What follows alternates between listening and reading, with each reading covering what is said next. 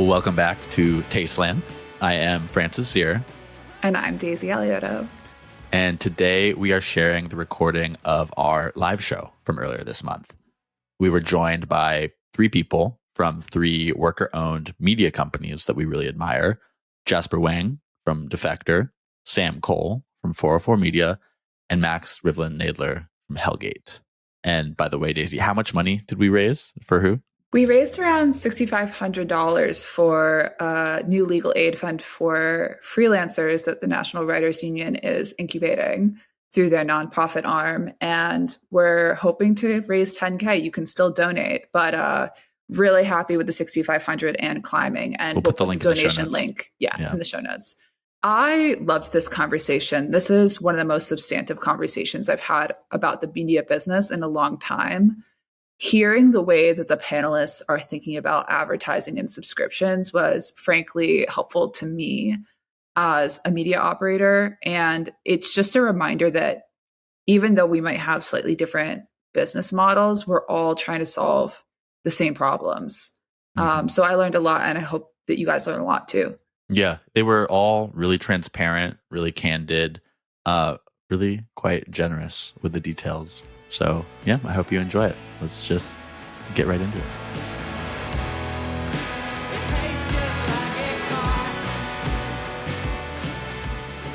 Thank you so much, everyone, for coming. We are the podcast Tasteland. We're in our first year operating, and we like to cover issues involving technology, media, and marketing.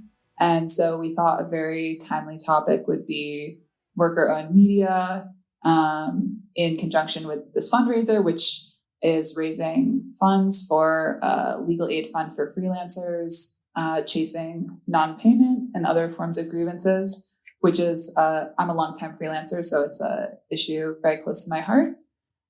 So we have three people with us today. I think we're going to just let everyone introduce themselves and outsource the bios to you, but I'm going to pass to my co-host Francis first. Thank you for coming. The theme tonight is definitely worker-owned journalism. I see these three people and their publications as kind of like almost branches of one spiritual publication. I don't know if they would like if I said that, but different departments of worker-owned media in the city. So, Jasper. Defector illegally sublets our office to Hellgate, so there's plenty of cross-pollination. My name is Jasper Wang. I'm the lead business person at Defector Media, the sports and culture website mostly. We have some podcasts. We're known for normal gossip on the podcast side. We started in July 2020, so are in our fifth year. I am Sam Cole. I am 1/4 of 404 Media. We started in August 2023, so it's been a little over a year now. We write about tech, a little bit of science, anything that kind of intersects with like humans being affected by technology and those worlds, which is, I guess, covers everything at this point. We launched in large part because of the influence that we saw with Defector and Hellgate. I don't think we would have launched at all if we hadn't seen you guys doing it and rocking it first. So owe a lot to these guys, but yeah, that's it. I'm Max. I'm a worker owner at Hellgate, which covers local news and politics in New York City. We started in May 2022, very much influenced by Defector and very much advised by them when we were just starting out and trying to figure out how to get this going. And so far, so good. It's been a very interesting few years in New York, so the timing was right. Yeah, so Jasper, looking into all three of your publications, you kind of stand out as like the only person who doesn't come from a journalism background, but you're an MBA guy. You're like the token business guy. And so in my research, I kind of saw you as like the token business guy, again, for all three of these publications. To what extent is that true? Like, to what extent are you informing, this kind of rising group of worker-owned publications on that side? Heavily. He's our business guy too.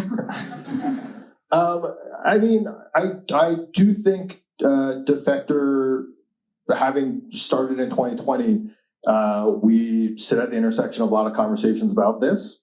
We are so lucky to be asked to advise on many different new independent media, cooperatively owned or not, launches. And that's a great joy of the job. I mean, a frustration in some ways of my job is that I have a full-time job running my own company. And so anytime somebody asks for time, I'm happy to give an hour at a time. And I'm like, I will tell you literally everything that we did. I'm not telling you that is correct. I will be as transparent as I can be and tell you about our reasoning, but it's sort of up to you to figure out if that works for you on first principles that you want to follow.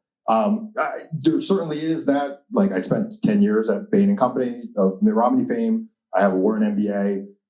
There are ways that I think, structures, frameworks, sometimes just like a little bit of legal realism that I understand that is helpful. But by and large, what I always say when people ask is like, most of this is just trial and error, and you just have to go out and see how it goes for yourself. And so a formal business education is overstated for this, but everybody is really just trying their best to fumble their way through this. Trial and error, what were the biggest trials and errors when you were starting out? And then I'll pass it to y'all for the same question. One that I always point to that is always a frustration for me around tax time is Defector Media is an LLC that is entirely owned by a corporation. It is a New York LLC entirely owned by a Delaware corporation. I have to file taxes in New York and in Delaware. Early on, an LLC costs like $150 to open in New York. So it's like, okay, you now have a company. It's very easy to just like have a company. It's why shell companies exist, because it's so easy to just open a new company. And then we realize actually an LLC doesn't really accomplish what we need. And now we should just be a corporation. I still don't think that's right. Like, I've never talked to a lawyer who is like, oh, 100%, that's what you should have done. Like, I would love to dedicate 12 hours sometime in the future and just call a bunch of different lawyers who have perspectives on cooperatively owned businesses and be like, where's the state? What is the structure that we should register as? And we should tell other people to do that. Like, we just sit here and pay all these taxes for no reason. And I get to tax time and I'm like, oh, right, we messed this up early on. And I wish I had called a couple more people. But yeah, I would say my answer is going to be a lot more vague than that, because we're only about a year old, so we've only had one tax season. But I think the biggest challenge that we kind of knew was going to be a challenge going in, but you don't really know it until you're doing it, is we don't come from a business background at all, and we didn't hire a business guy, which was, I don't know if that was the right move or not. It's yet to be seen. But we're all from journalism backgrounds. We know how to do journalism very well. We have, like 40 years combined experience between the four of us or something.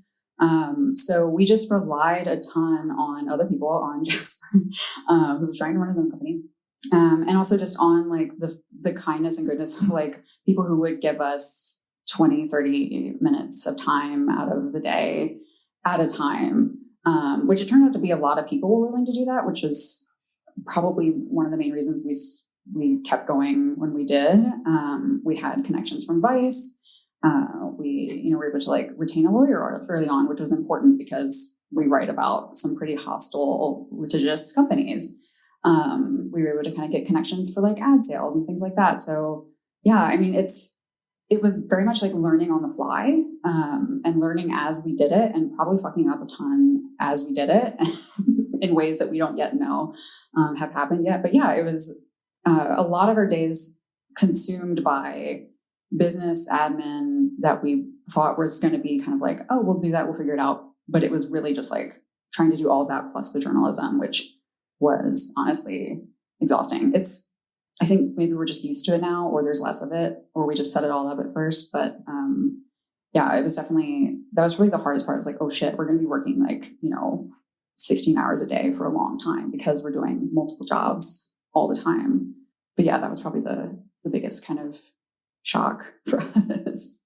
Yeah, I mean, I'll piggyback on what Jasper said about the fact that like the state and the federal government, just the state in general, does not understand worker-owned companies. Like, it doesn't acknowledge them in a way that makes any sense. I think there are like rules for cooperatives that are actually very complicated and tough to fit into, and very specific. And what we're doing is not really necessarily a cooperative. We're just a company that's owned by its workers, and not in necessarily like, I've reported on a bunch of companies that like claim they're worker owned or doing worker ownership models. But what that means is like handing out shares or like dividends at some point, maybe to workers. And like the owner gets a big splashy photo, being like, great job, you did it. It's worker owned. And it's definitely not. So the state is not crazy about our structure.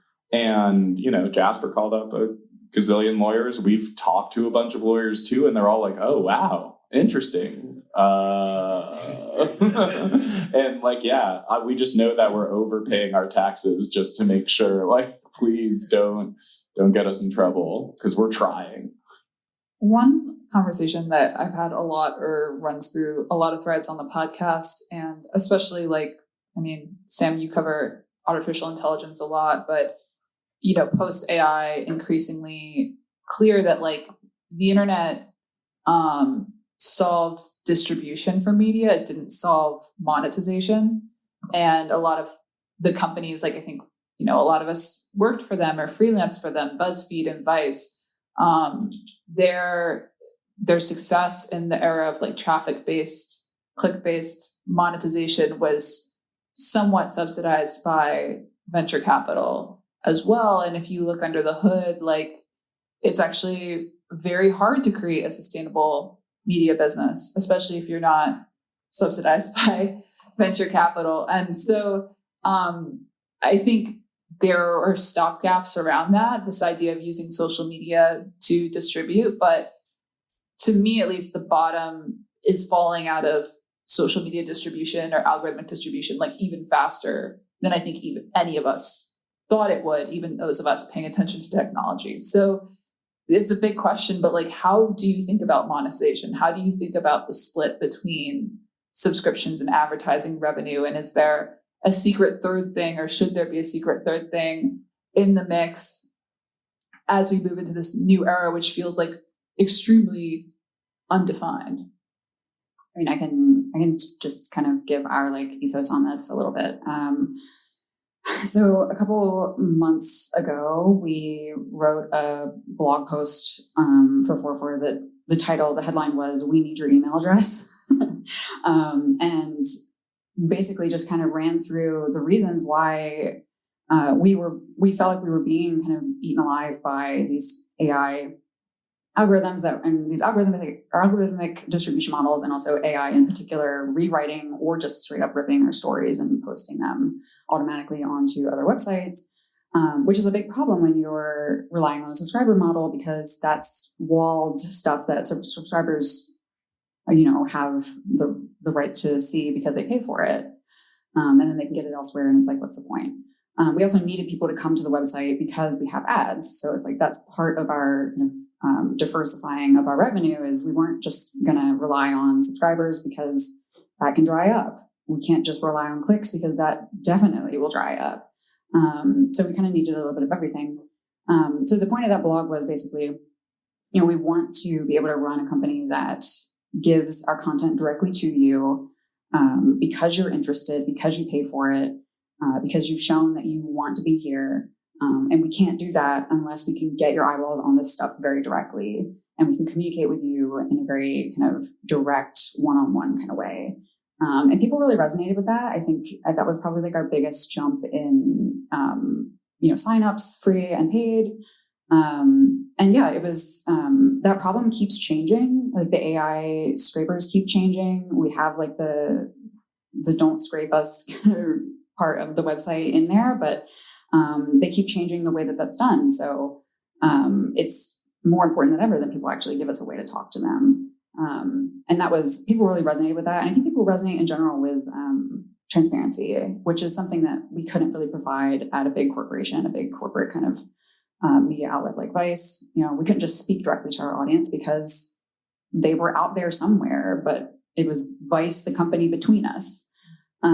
So yeah, that's been one of the biggest kind of problems that we've seen, and have been trying to kind of find these like workarounds as a company that we control. Yeah, I'm curious what you guys think about that question. I feel like it's a question we could talk about for the rest of the hour, but it's a good one. Yeah. Yeah, I was jumping off in like a million different directions when we were talking about that, but that was like a seminal blog post because we read that and we're like, absolutely, like we were thinking somewhere in here, but yes, we like emails are sticky. People still read emails that end up in your inbox. It is a great way to reach people, especially as social media kind of falters or gets weird or becomes populated by evil spam bots and AI and things like that. And, Daisy, we're asking about like how much to rely on subscriptions versus how much to rely on advertising. And I think basically all of us starting with like the proposition of like, our human writing and reporting is valuable and is something that you should pay for, is something that I think other attempts at creating sustainable revenue and sustainable forms of journalism and amidst our tacitly fallen state refuse to do and have a tough time doing. And that's like never happened outside of PBS before. Like the idea of that, like, no, news should be 100% free is a recent, last 15 years. Obviously the internet did that, but before then it was like not a thing. Maybe the Village Voice being like, okay, things are going poorly, we won't charge anymore and just fill this with sex ads. But, that's I kind of go after them sometimes, but like I think that's a huge problem for nonprofit media, is that they're totally reliant on grants that come with stipulations of you can never make people pay for this. It's like, that is not worth the $50,000 that you just got for filling out a giant grant application. I can promise you that. I often say at Defector, we actually were subsidized by maybe not venture capital money. I don't know if Gawker took what you would call venture capital money, but certainly subsidized by corporate media. I mean, all of the founding group at Defector Media included me and 18 writers and editors who all quit Deadspin, the sports imprint under Gawker, in 2019. And they all built their personal platforms at Gawker, at Deadspin, and then we were able to build a subscription business around those platforms immediately. So I say that just to say, I think people impute that Defector is very subscription driven as a matter of principle, and that is not the case. It is because that was the best, easiest, most straightforward way for us to get money from day one. I am actually very agnostic about how media companies make their money. The venture age is over. Venture private equity financing doesn't work, but in terms of like revenue qua revenue, subscriptions, advertising, grants or philanthropy, affiliate, sponsor content, like I think the more people trying different mixes of revenue, the better it is for the independent media space. So Defector, again, we're still 80% subscription revenue. That will never drop below, I don't know, next year in my hope, in my dreams, we actually add a lot more advertising revenue. So maybe that is 70%, 60% next year or the year after. We're going to be subscription forward just because that's what makes sense for us. I think that should be in the mix for most publications, but I don't think you should be religious about that being first. Max, one thing we were talking about a little bit before was public funding. You kind of start touching on that with PBS, but I know there's a tax credit you guys are going after. I didn't know about any of this. Could you talk to some of the public funding? Yeah, New York State kind of incredibly right at the end of the budget negotiations this past spring included a provision that will provide, I think, at least $90 million over 3 years for local news. This is pretty much, there's been a few other attempts, but this is the most robust. California did something even weirder right after, and we could get into that. But New York is coming up with basically a tax credit that will directly subsidize local news outlets, which is awesome, and exactly kind of like the mix that Jasper was talking about that will help local news outlets survive. Because, you know, as much as I was going a little bit after philanthropy, we take philanthropy, we love philanthropy, but and there are interested parties that want to help local news. We need that mix, and public financing is, you know, okay for literally every other industry. The film industry, green technology, they all get public subsidies. Why this has been like verboten for, you know, local news as if this is some sort of conflict of interest, because there's been a lot of people who are like, oh no, we shouldn't take money from the government because we can't, you know, report conscientiously about politicians if like we're in favor of their legislation, which is like, cool, I'll take that money then. You know, I've got no problem with it. We will see how it works. They're much like everything in Albany. They pass something they have no idea what to do with or how to enforce and regulate. And there's a huge battle right now. They might have accidentally left out nonprofits from it, which is a huge problem. Even though we are not a nonprofit, we like want other great local news outlets like The City and New York Focus to be able to get this money. And, you know, I think this is part of the mix. It's a total no-brainer.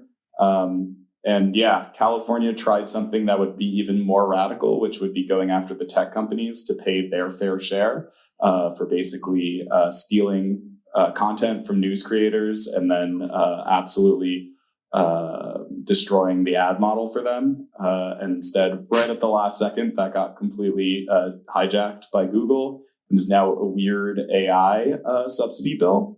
And we'll see what happens there. But there's no AI funding in this tax credit, which is extremely cool. To me, it seems like not the only mistake, but the big mistake would be to say, we'll never do this. You know, I think the subscription model and the relationship to the community that it has, like, generates a lot of goodwill, whereas ads just sort of have this stigma to them. And I understand the instinct to come out of the gate and say, we'll never do ads, and that's why you should give us money. But then you realize you don't actually know yet how many people are going to convert. And I think I've seen people make that mistake. But the other reason why it seems to be advantageous to be open is like, well, these are small worker-owned businesses, but they're also essentially startups looking for product market fit. And to Jasper's point, like coming out of Deadspin, you knew who your audience was and you sort of had product market fit there and were able to translate it to this new entity. But the more you find out who's actually willing to pay and not just who says that they would pay, or like your friends that are telling you do this or do that, like you're so intimate with that audience. Like you discover, oh, well, we're selling news as a product, but maybe there's some other product that they need and they're going to tell us. And that product is revealed through what they read. So I don't know, I'm interested in what you think about that. And like, what have you discovered about like your real core willing to pay audience that you might not have expected starting out? I think on the advertising piece, I think that's spot on, Daisy. It gets a bad rep because I think we're all thinking of God, I'm not going to say any particular websites on the record, but you know, the sort of like, oh boy, autoplay videos, drop downs, you can barely read the website. All sorts of research suggests that people don't mind advertising some amount. In some cases, they are perfectly happy to support you in that way. And you just want to meet people where they are in how they support you.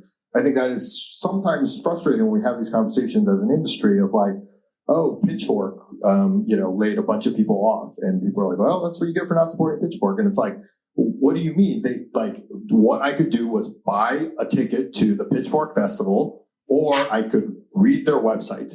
And I guess I should turn off ad blocker. But like beyond that, what more was I supposed to do as a consumer of that in order to help them succeed? And as such, I think it's just all the things I listed off, events, conferences, whatever else there is in there, in that mix, like it shouldn't take it completely off the table. I mean, I don't know. At this point, am I comfortable saying we're never going to feed your data into an AI scraper? Like I probably would say that, but beyond that, there's really nothing I would say, I want to be on the record as saying we're never going to do that. Yeah, I feel that. We pretty much from the beginning were like, we don't really know how this is going to go. It's a very small team and we don't really know what's going to happen, but we want it to succeed. And to succeed, we don't come from like a huge pile of savings. Like, we quit our full-time jobs to do this, including like all of our benefits and healthcare. So we immediately were like, okay, how many different ways can we kind of keep this going? And it was subscribers and advertisers in the beginning. And the way we do ads, it's not just like chump box shit. Like, I mean, I think there was some of that in the beginning because we were getting it. You have to get it going. And like you're at the bottom of like the sales tier. So, you're selling your ads for like decimal points of a penny. So it's bad at first, but now it's, now that we're more established, the ads don't totally suck that you see on the site. They're very minimal. We were very particular about being like very light touch with the ads. If you can't look at vice.com now, I'll say it, and without your browser imploding, with ad block off, it just melts your fucking laptop. So we didn't want that. And we also were very picky about ads. Like we have ads in the newsletter, and that's why free subscribers are so important because they're the only ones who see the ads in the newsletter. And those ads are very much picked by us. Like our advertisers are relevant to our audience, and they're not like scummy companies that we don't want to see, run. And we also get lots of feedback on those ads. Like people tell us when they're like, we don't ever want to see that ad again, but we don't mind them in general. So yeah, I think that's like what you guys have been saying is exactly right. It's like, I think there's like this expectation of like purity from the audience sometimes that like, oh my God, you're running ads. So like, are you really subscriber funded? It's like, yes, like 99% of our funding comes from subscribers, but we also have to have this kind of like backup that helps us actually keep this thing going in case the bottom falls out. So that's our approach anyway. Yeah, speaking about responding to what subscribers want and kind of finding out, we try to avoid a bit of the like parasocial relationship of like our subscribers are identifying with us specifically as opposed to the publication. But I think what's really important, and we've only been talking about business here, but like Defector, 404, I like to think Hellgate has really fucking good writing that people like reading. And that is increasingly rare on the internet. And I think that actually is talking about like the VC funding that Jasper was talking about is like we all cut our teeth in this insane 2010s digital explosion of publications that came crashing down, but we all put in stupid hours being like, here's a 300-word blog post, and got really good at that. And I think there is a sticky generation of readers who that's pretty much kind of what they're going to be looking for is like, who is somebody who I like and who I know is paying more attention than me because that's what I'm paying them to do is with my subscription money, and can tell me what to think or like how to understand something. I'm not going to say like, we're going to tell you how to think, but like something happened or we found something out and here's how you understand it. And it can help shape your world and your understanding of things. And people really appreciate that. And I think good writing is really important and often totally left out when we're talking about local sustainable journalism or sustainable news outlets. Is like, well, is the writing good? Like, is this enjoyable to read? Is this something that people want to pay for? Is a really important part. And we're seeing that when we interact with our subscribers. They're like, I crack up about this you guys cracked me up, even though it's all fucking depressing and sucks. Yeah.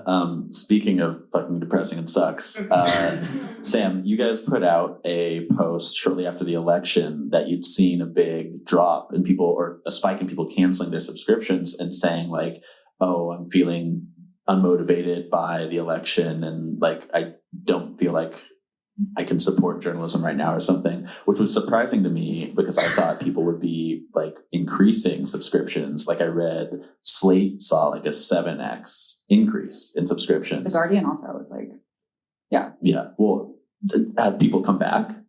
I mean, yeah. So when you unsubscribe, we want to know why.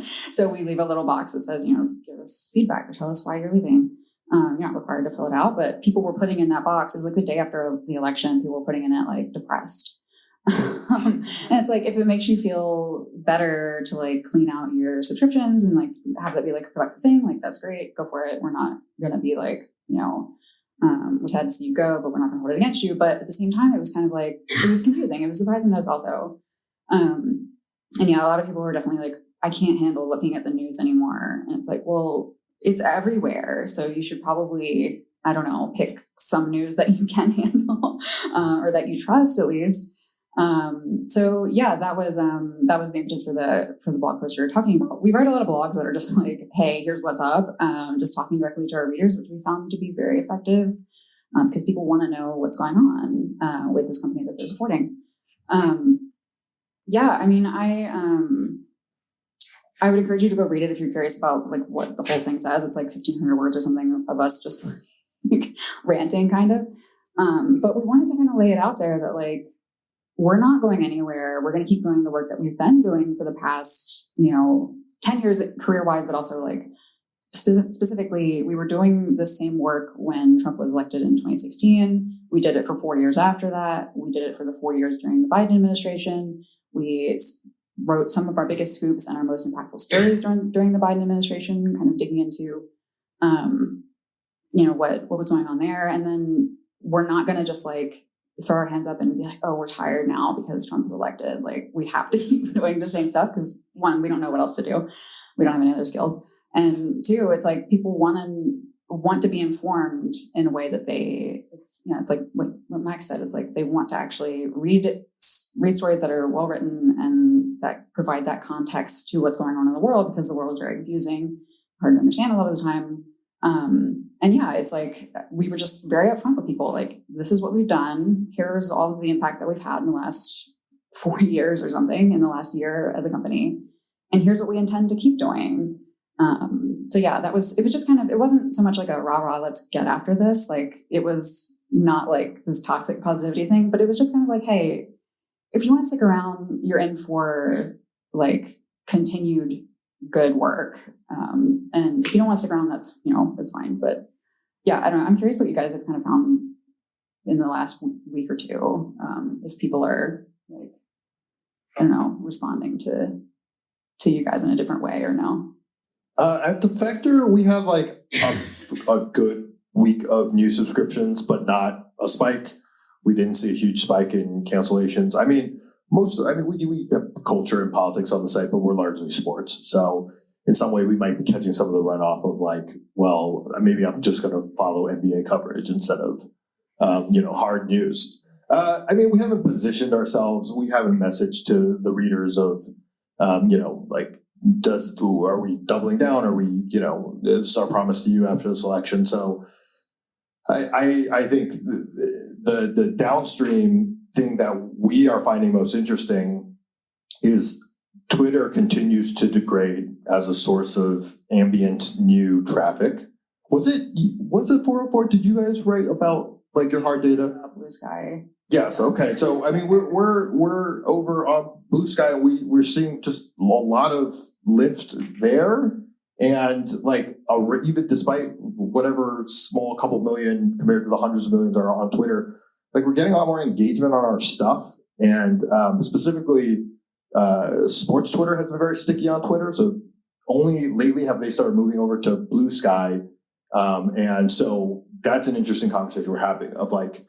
The old Twitter growth hacking playbook, can we dust that off a little bit, pretend that it's 2013 again, and like, sort of engagement, not engagement farm, that's a very negative word, but like, sort of like grow our voice on Blue Sky and use that as the next place to get that additional new traffic coming in. TBD on that. I wish Twitter weren't such garbage, but that's just the downstream effect we've seen. Yeah, we've seen a pretty healthy bump since the election. I think that's a lot of like, when much like in 2016, people kind of go into like Fortress New York mentality of like, okay, well, what can our leaders do to kind of lead the way? Don't look too closely.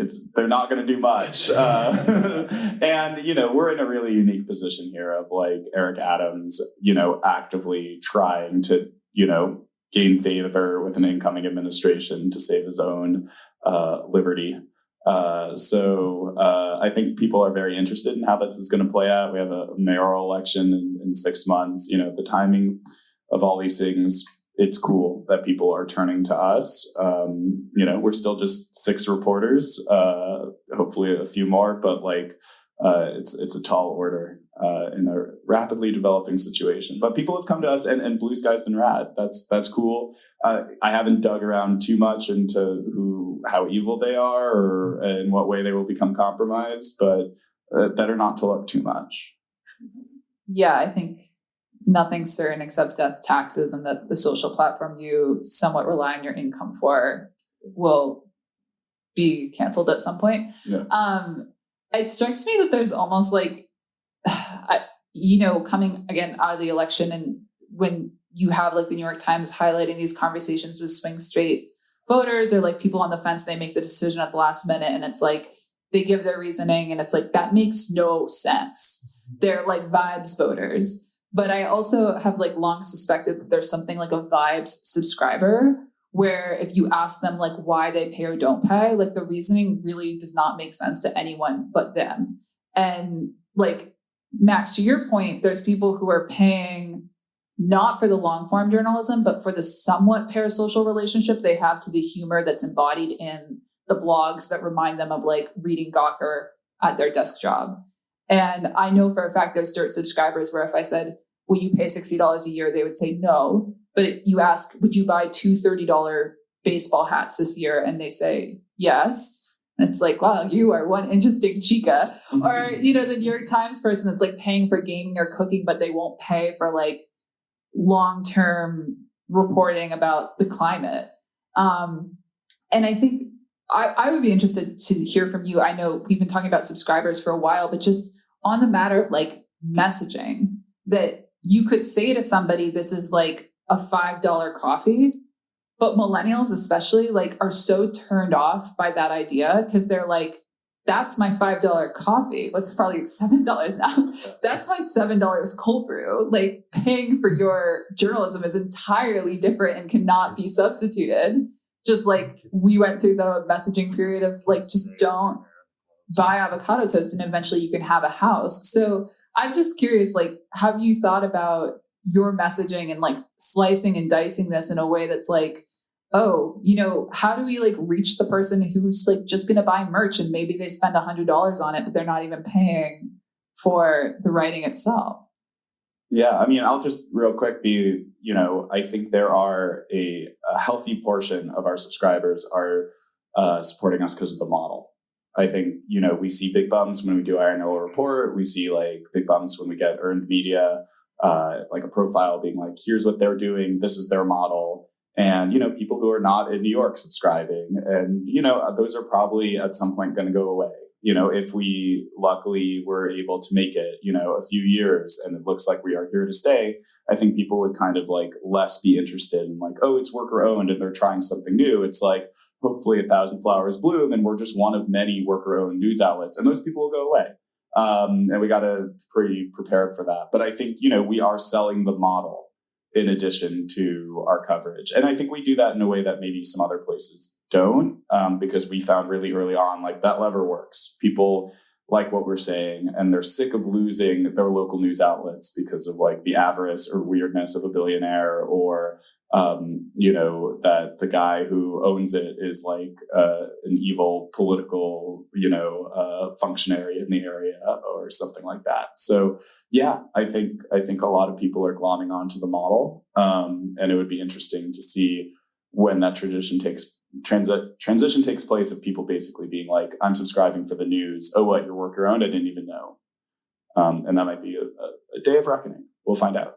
Yeah, I agree with that. I think a lot of people subscribe to 404 in particular because they're sick of seeing all of their favorite journalists get laid off.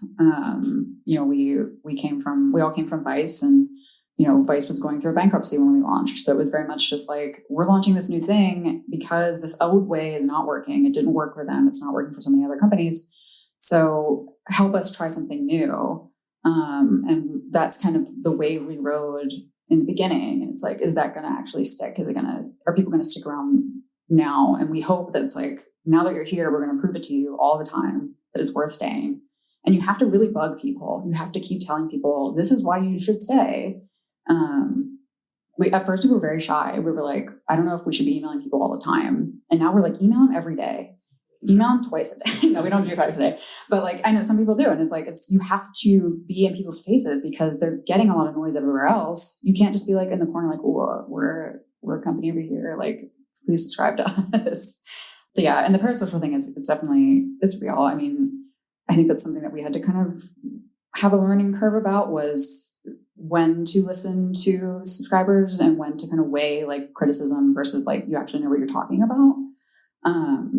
People give us unsolicited advice all the time. People openly root for us to fail all the time, which is wild to see at first. And yeah, it's like weighing what's worthwhile advice from someone who knows what they're talking about versus just someone who's like ripping off an email at you because they had an idea when they saw your email in their inbox. It's like, is that worth listening to? Is that a waste of time? Is it a waste of time for us to get together and talk about it even?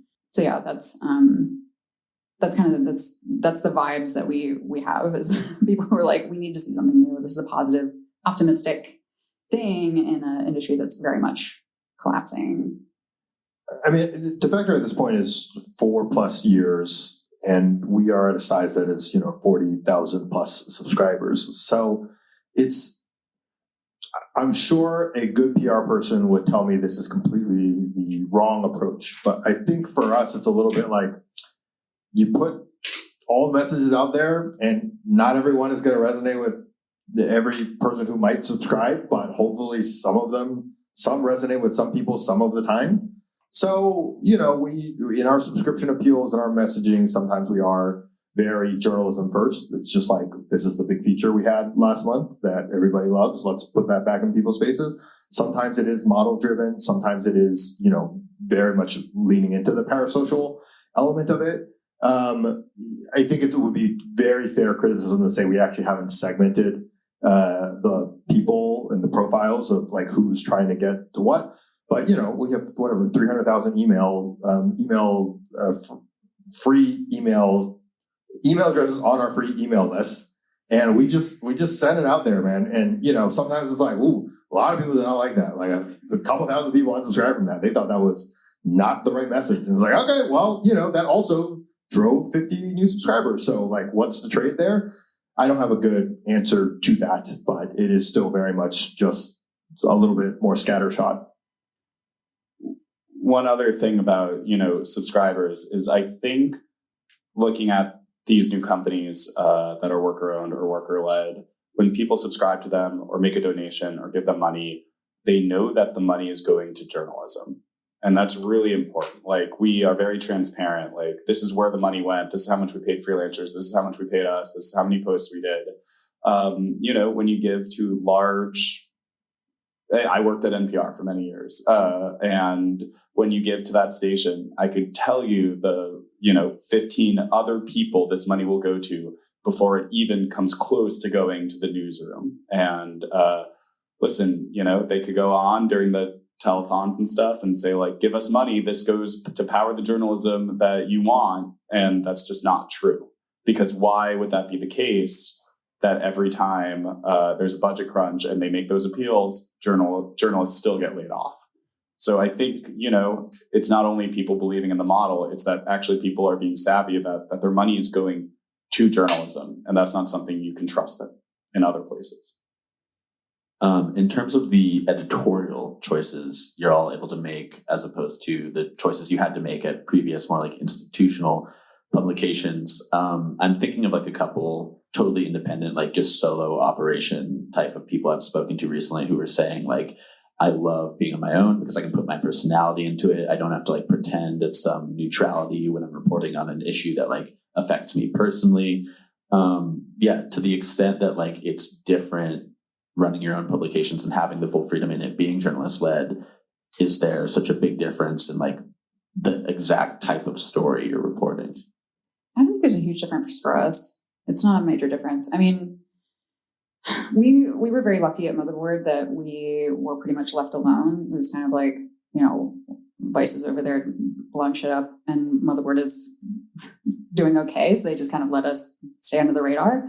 But yeah, I think that's in part because Jason Kepler and Emmanuel Mayberg, who are two others of 404, they were editing and leading and managing motherboard, and they carried those kind of skills over to 404. They were like, we can spot when this is a worthwhile story. You know, myself and Joseph Cox also have that kind of intuition. So it wasn't a huge shift for us. But at the same time, I don't think any of us would have done this by ourselves. I think that we all recognize that we need an editor. We need other people to kind of bounce things off of and to workshop things with and to say, is this worth doing? Is this too in the weeds? Is it, you know, is there a conflict here? What's going on? And without that, I don't know how they do it at, you know, like really small, kind of like one person show, like the Substack model. It's like, that scares me. You know, I think I admire that they're able to do that, but I wouldn't be able to do it personally. I need we all of us need an editor. And it's not just like editing commas out of your draft. It's directionally, it's, you know, talking through sourcing, it's things like that. When things get really hairy, you need a team around you to kind of say, okay, you know, how do we handle this? So yeah, that's how we do it. I don't know, it's not massively different, but we run a unique kind of situation. Not too much to add there, but I would say going back to the days of Gawker and stuff, like I was a night editor at like the peak of its popularity, where like each post would get like 500,000 views, which is like, man, woo, different days. And I was just allowed to write in the CMS and post directly to the internet, which is insane. You're wild for that. I was 24. I knew no better. Yeah. And it was bad. That's bad. Don't do that. It was a disservice to me. It was like not great to the readers. I learned a lot. I learned how to be a better writer, but also like, you know, we need these structures. And that's something I love, is like getting to work with great editors. And that's like extremely important. Defector has great editors on staff. And like, yeah, we're stronger together with more ideas. And I know a lot of the great Substacks have editors, you know, the idea of this person in the void, although we definitely know the ones that don't have editors. It's very apparent. And that doesn't mean they're not successful. It's just, this is straight off the dome. I have no say in editorial decisions, so I can't really speak to it directly. But I will say one part of this that is sort of the flip side of what you're saying, Francis, is if we get sued, we get sued. Like, it's just us getting sued. Like, it's not like there's some, you know, like big legal apparatus to save you from that. And I was talking recently to, I got a bill from our First Amendment lawyer for $10,000. And I was like, what the fuck? And then I was like, what was this article topic? And they told me the article. And I'm trying to keep a straight face because, again, I don't have say in editorial decisions. But I was like, oh, wow, okay, we spent $10,000 on that. And I subsequently heard the staff writer talk about it, and just like, it was a really miserable editing and reporting experience, because he was like, these are litigious people who might come after us, and we want to be extra super duper careful. And actually, are we more likely to cut stuff that they're asking for than if we were under a corporate structure where, like, that's not my money, it's not my problem. The story is all it is. And so I don't know that I'm not trying to make a value judgment either way. It's just, you know, another dimension of being a writer owner is you really do have to care about all those extra effects of what goes into your writing. Yeah, I would say, yeah, maybe that is a way that we do it differently, or not super differently, but like it's something that's in the back of our minds for sure. It's like one crazy lawsuit could ruin us, you know, professionally and personally. And that wasn't the case at any of the big companies that we ever worked at. You know, it's like I said, we pay for a lawyer because we need one. And she's been very kind with her time, but they're not cheap. So yeah, we don't shy away or pull punches, but it's definitely, it's in the back of our minds for sure that that's the case. Yeah. Just adding on there, it's like, we love working with freelancers and they're great and we indemnify them, So that's a whole other thing is like, maybe they want to push the envelope, but the person who gets sued is like us and our business. And when I was a freelancer and when I was a staffer at bigger places, like I didn't care. And, I wasn't doing badass shit, but like, it'd be like, all right, if they get sued, then they get sued, not me, not anymore. Yeah, and for the places that don't indemnify, that's why we need a legal aid fund for freelancers, which is the reason we're all here. Yeah, I mean, there's really no pain like a $10,000 legal bill or sending a $500 email and being like, oh, that was I could have figured that out on Google. Max, you said something about like, 10,000 flowers blooming, basically like if the messaging of worker-owned media collectives is successful, if you are able to lend your expertise to other people and they're successful, it's not like you're eating into your own market share, but the novelty of subscribing just because the model is a little bit less compelling. And one thing that we've talked about a lot on the podcast is like these cycles of like bundling and unbundling. I think the solo operator Substacks and media collectives, obviously not quite the same, but of smaller teams, are part of this unbundling period. And at a certain point, like the rebundling happens. Maybe it happens with, acquisitions or joining forces or, taking advantage of economies of scale by saying like, well, let's all join in the same ad network or something. But I'm just curious, like, how do you sort of resolve that tension that like, okay, realistically, like if somebody without the inertia of mass quitting a site like Deadspin wants to spin up a worker-owned media collective tomorrow and they want to cover sports, it's a factor that Defector already exists and they would not be able to just run the same playbook. And of course, that's always the case, but is it particularly the case when you are leading like with your business model? Yeah, I mean, the subscription fatigue has been a phrase that people have talked about for several years now. They're often talking about like the Netflixes of the world. And for a while, my answer was like, well, we're not trying to add 1 million subscribers. Like, we're just trying to convince the next 1,000 people to give us money, and there should be plenty of market to go and chase. As the years go by, I do feel that myself of like the number of Substacks that I pay for out of pocket, some of which I never read, and I'm just supporting the people.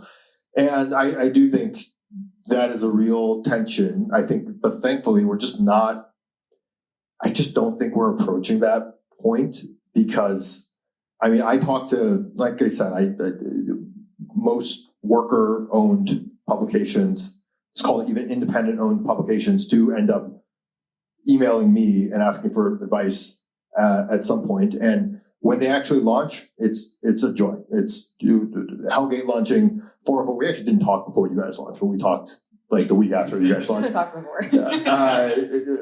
Minnesota Racket, the Appeal relaunched.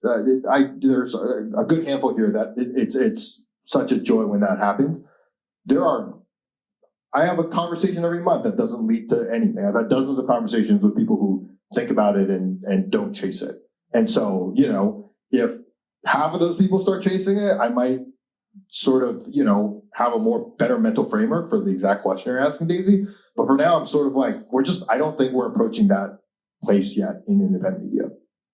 Yeah, I mean, for us, because we are local, and I think we're maybe tackling a different, even though, I think spiritually we're more Village Voice than, Star Ledger, we are filling a gap in local news. And I honestly, there are other places that are launching, like the 51st in DC. Obviously, Racket in Minneapolis already exists. They rock. A few other places are beginning. I think we're beginning to coalesce around like kind of common practices and good ideas for how to make scalable, sustainable local newsrooms that to this point are being extremely ignored by the people with a lot of money who are like, we need to get local news revitalized. Like, this is the story of our time. And every time we meet with these people and we're like, listen, if you start small and build a real sustainable subscriber base, like, you don't have to go crazy. Start with 4 reporters, start with a newsletter, slowly build up, get more and more revenue, grow sustainably, as opposed to just starting with like a $10 million endowment, turning around a few years later and being like, hey, where'd that money go? Oh, I guess this doesn't work.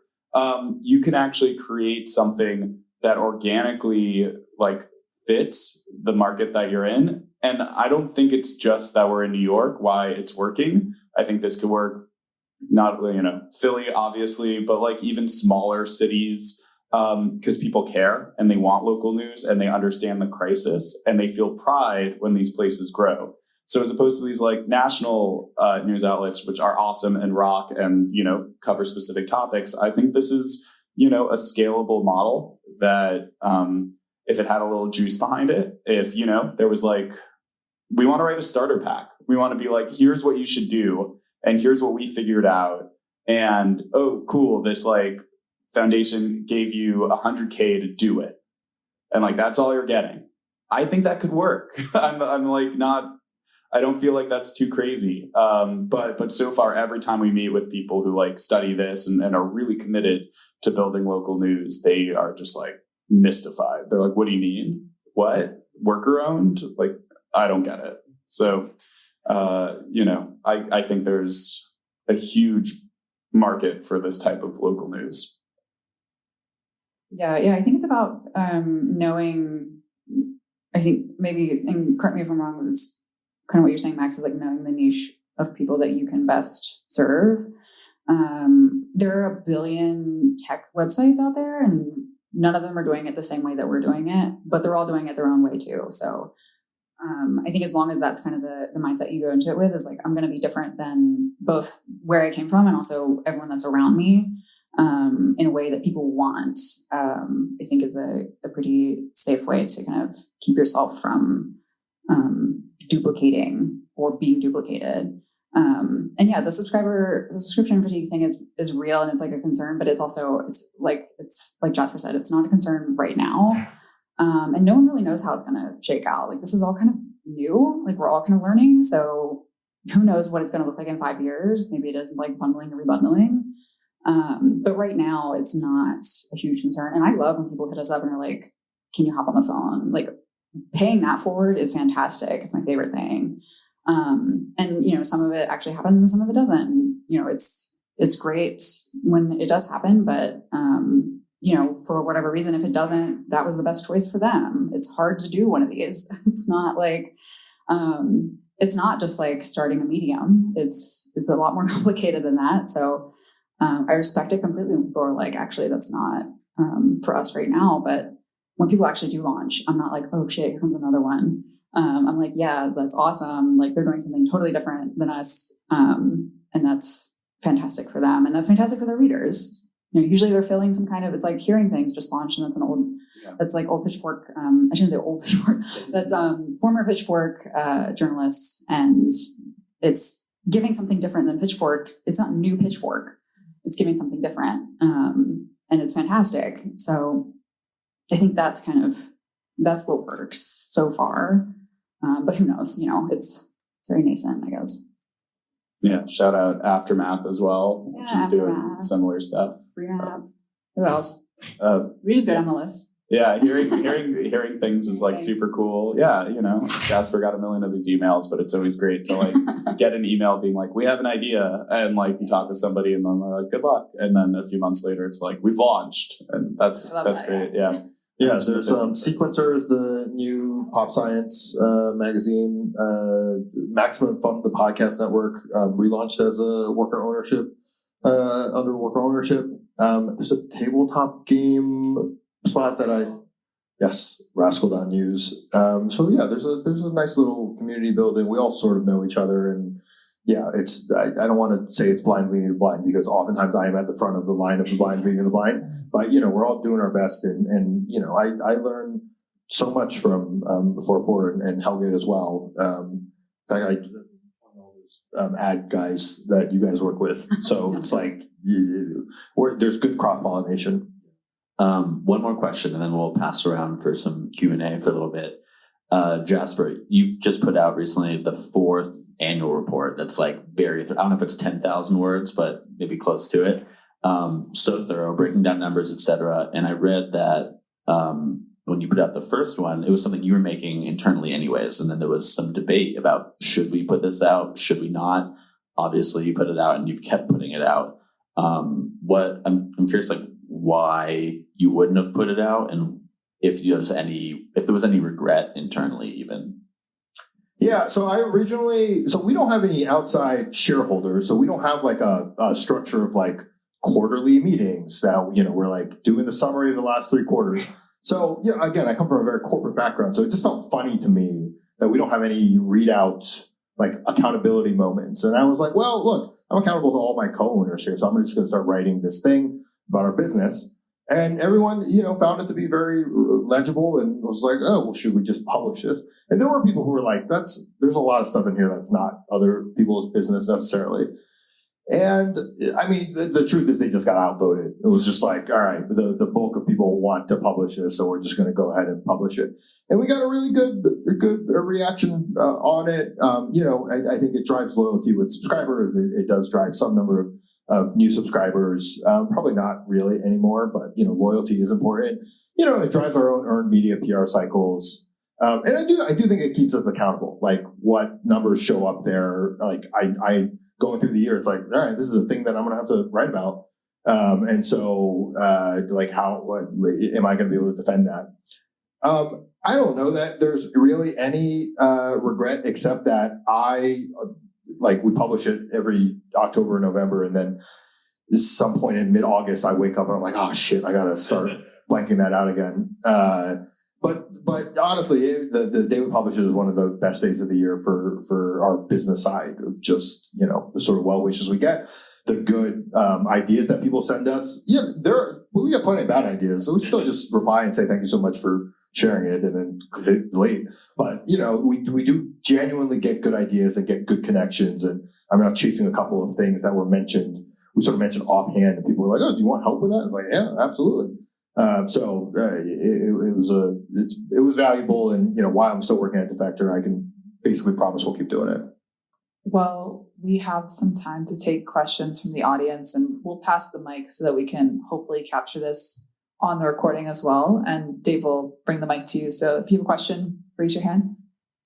Hi, I was wondering about, you were talking earlier about sort of cutting into the market share, the idea of 1,000 flowers blooming, worker-owned media, journalism outlets becoming really common. And I was wondering what you thought of that in relation to the idea of, if I have to say it, I guess, content creators. Like you were saying the example, Jasper, of another independently owned, worker-owned sports blog competing with Defector, but how would you view that in relation to, say, John Boy or Sam 404, like Marcus Brownlee? Same idea. How would you view that? It's an interesting question. I don't have a great answer as far as competitors go. I would say we have, without talking about anybody's business, we have been approached by people who have sort of upstart Substacks, and they're like, would you acquire me? And it's basically just adding a staff writer and adding, whatever subscriber list they have. And so we sort of have a framework for talking about that and whether we could, bundle in by acquiring a different thing that's, but that's not necessarily competitive. We've done the thing where we look at their Substack list and compare it to our own list and try to figure out how much overlap there is. And whether it'd be worth our while because we're getting actual additive subscribers. That is just so case by case. We have seen ones where it's oh, we're actually not adding anything because it's just our subscribers pay for you also, which is, good that they're not, using them as replacements, but we're not getting a ton out of that. So sorry, that was all a long way of not directly answering your question. I don't have a good answer for that. I think it would be cool if we actually saw that sort of, solidarity of content creators coming out with their own thing. And of course, the way people consume sports is so different. It is something we're going to have to reckon with eventually. Yeah, I think we're just kind of doing different things, I guess, is the way I see it. It's we're doing journalism and they're doing content creation. It's not really a competition in that way. And, it's like we have written about Marquise Brownlee, and like it's all fair game if they're going to be content creators and do that full time. And I think they would not enjoy it if they came on to 404. It would be a very different experience for them probably. So yeah, but it's interesting that those are kind of two industries that are kind of growing up together. Yeah. New York Nico does his own thing and it's cool. And that's different. I don't know. I have yet to see like cool content creators who are talking about the stuff that we're talking about. And that's probably because the idea of content creators is like as much of an expansion as possible, as many eyeballs as possible. And we are very specific to like, listen, it's cool if you want to read us outside of New York, you probably are not getting a lot of information you want. But if there was some local content creators that were doing cool, interesting stuff, I mean, there's a great content creator that talks about the history of public housing and rent regulations and stuff like that. That's all. We actually reached out and we're like, hey, we should do something together, and they hit us with a bill, and that was kind of the end of the conversation. In fact, no, we were like trying to interview them, and they hit us with a bill, and so I think that's a very different vibe than what we're going for, and maybe content creators need to, it needs to be a more matured field for people that kind of understand that, like, you should show up and be interviewed. But until then, that's fine. Anything else? So as a writer, I'm increasingly concerned about the things that I write for the internet vanishing forever, and about AI. I wonder if you guys could talk about conversations you've had about print and how much print plays into, maybe, I'm sure you guys have talked about it and decided that it's not worth it, you can't make any money or whatever. But as a writer, I've looked for places that will publish my work in print so that it might actually survive, It pops up all the time in internal conversations, like, what if we did a quarterly magazine? And in fact, lots of readers always write in and ask us if we would.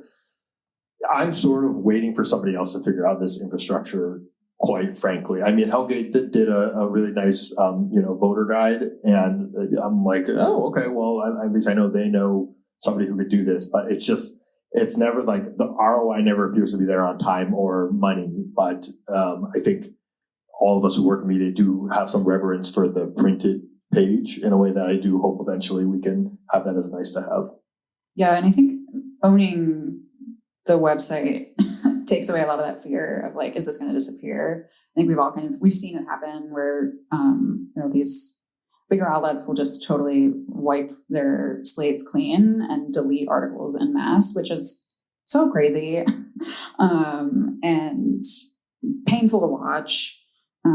So yeah, we were already coming from this mindset of like, we need to be preserving everything we do until it's under our control. And now that it is under our control, it's less of that anxiety. But, it's like, it's something could happen in, 20 years. And what happens to 404? It's like, where does that go? Link rot's real. So yeah, I think that at least just like having it under our roof helps. I don't know, I'd love to do a zine someday, but I think that's a different thing than like just the daily work.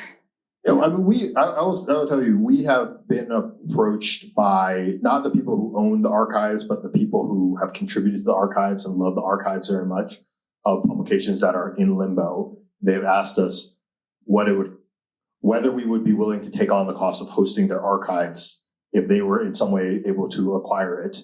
And I think that is just piggybacking on what Sam said, of just like, there is a little bit more faith that like, we're not going to just be acquired by private equity and get scrapped after, they're done with their AIification of our work. So it's not something that keeps me up at night. Yeah.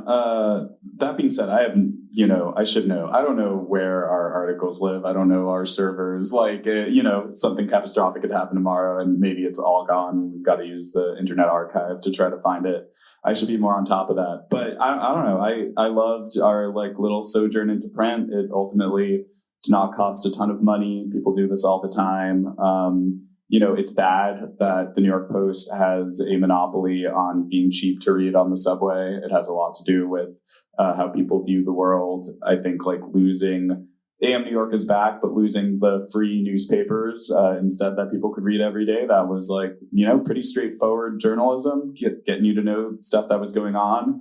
Especially like, as a reporter, I would talk to people where they get their news and be like, oh, the free newspaper they give me on the way to the subway. Like and I think there's still a large community. Like we still don't have Wi-Fi down under. Like people want this stuff. So I think that would be like a fun and worthwhile thing. There was a moment when they were trying to figure out this tax credit where instead of accidentally forgetting to include nonprofits, they also put in that everything had to be print, which we think has been obviated. But we were like, okay, we started gaming out like how much it would cost for us to do a like biweekly print edition that would be like pretty low lift, and it wasn't a killer. What would be a killer is just like bringing somebody on board to like do layout and then distro. But I'm excited to see what like The Onion does with the return to print. I think that's going to be fun. I think people, like vinyl, people like objects, and local news can really kind of win on, the LA Times when they were briefly flirting with being a good, they still do good journalism and the journalists are great. But when they were flirting with like doing cool new projects, like started doing zines and like small print features about like, Chicano history and stuff like that. And like you could buy it special edition. It was awesome and sick. And, obviously like the New York Times has done that similarly, but there's a space for it. It's not expensive. It's just time consuming. Yeah. So you're all worker-owned media outlets, right? Have you ever thought about expanding ownership to readers, kind of like how food co-ops have consumers that are owners, or like REI? So I have been involved in, I've dabbled in the worker cooperative space, and I think that is a common conversation about what they call platform collectivism, platform cooperativism. I think the answer for me is just that is just another legal beast that I am not willing to consider taking on. But I think there's always interesting research and, academics in that space. If somebody came to me and said, hey, we want to do a pilot and this is the legal framework that would sit in, I would love to consider that. Yeah, I wouldn't be opposed to being like the Green Bay Packers, but or at least giving them like a seat at the table. Maybe not ownership, maybe like, I don't know, but they have the comments section. Yeah, I don't know. I'd like to see, along with Jasper, like actually like how this would work. But not opposed. Yeah, I think the closest thing we have anywhere near that, and we're nowhere near that. We're still figuring out how to do this the normal way. But we have a tier called Superfans, and it's $1,000 a year. And part of that is you get to sit in on like meetings quarterly, but we're so swamped that it has not been quarterly on the dot, but we're going to do one soon. We've done a couple already, but you can come to this meeting. It's not recorded, and it's just you and like the people who are in that tier and us, and you can ask us questions. You can kind of give us suggestions. You can say, I like this. I don't like that. I don't like when you guys do this. I would like to help you guys do that. That's not like co-ownership at all. It's totally different than what you're talking about, but like, it is nice to have, that group that we know is paying attention and is like actually invested in what we're doing, to give us that kind of feedback in real time and not just like when they feel like throwing an email our way. But yeah, that's a really interesting question. That would be an interesting kind of thought experiment, how we would do that. If anyone's listening and has existing research on this, feel free to send it into the podcast and we'll distribute it or address it on a future episode. But thank you so much for coming. We're going to wrap up now. If you want to stick around and talk or ask questions to the panelists, that's fine too. And thanks again for supporting the National Writers Union's News Service Organization. And I think this was a very strong argument in a lot of ways for why we're doing this. So thank you. Yeah.